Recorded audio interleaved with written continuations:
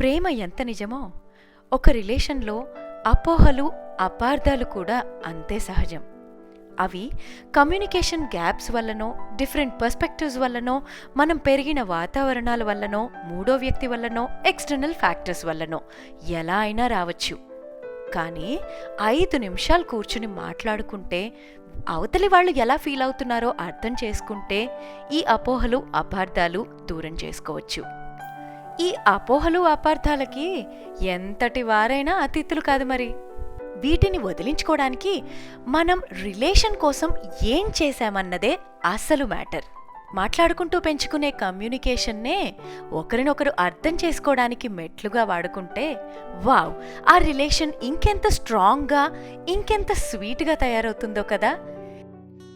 ఎవరో అన్నారని మారవే నాలో ఆశలు, ఎవరేమన్నారని పొంగినేవో ఊహలు, తీరం తెలిసాక ఇంకో దారిని మార్చానా, దారులు సరి అయినా వేరే తీరం చేరానా, నడకలు నావేనా నడిచేది నేనేనా,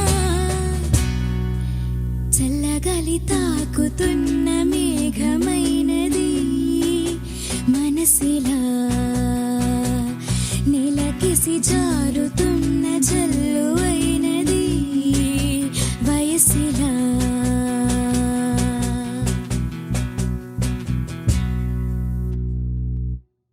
ఎంతగా వద్దంటున్నా ఆగదే ఆత్రం ఏమిటో, ఇంతగా పొంగేటంత అవసరం ఏమో ఎందుకో, అయినా ఏమైనా ఎదరాచి జారింది, ఎప్పుడో ఏనాడో ప్రేమే తీరం కాదంది, చిలిమే ఇంకోలా చిగురిస్తూ ఉందంటే, చల్లగాలి తాకుతున్న మేఘమైనది మనసిలా, నేలకేసి జారుతున్న జల్లువైనది వయసిలా.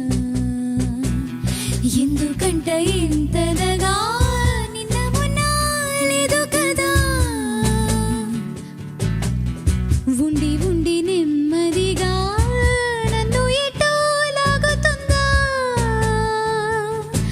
తప్పదని తప్పించుకోలేనని చెట్టు చేస్తుంది. ఏమో నాకైతే ఇలానే అర్థమైంది, కాదంటారా? మన కథ బ్యూటిఫుల్